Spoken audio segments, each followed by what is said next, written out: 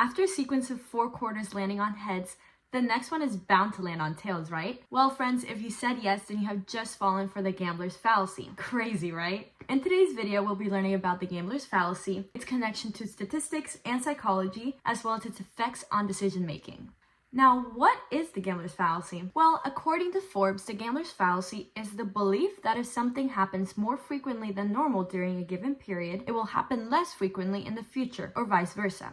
In short, this fallacy is rooted in the belief that past events can influence the outcome of future events. Like with the quarters at the beginning of this video, because we saw that the first 4 quarters landed on heads, we believe that the next result would be the opposite, tails, because it was overdue. However, a quick look at statistics proves how this belief is a fallacy, or a false and mistaken idea.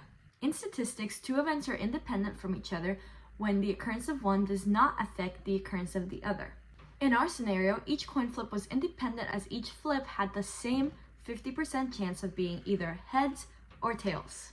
Randomness is the lack of predictability within a certain process where events cannot be fully determined. Most individuals misunderstand this concept, therefore making random events the usual targets of gambler's fallacy.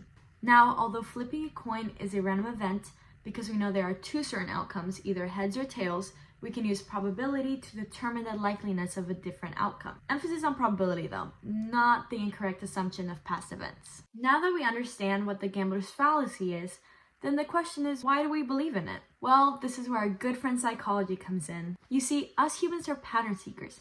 This means that we like to find connections between unusual events. Even when we have plenty of statistical knowledge, our brains can lead us to create false connections between unrelated or random occurrences. This tendency is also known as apophenia. The gambler's fallacy is also the perfect example of a representative heuristic, a mental shortcut to determine the likelihood of something happening by assessing how similar it is to past experiences. This is exactly what happened in 1913 at the Casino de Monte Carlo when a roulette game landed on black a total of 26 times in a row.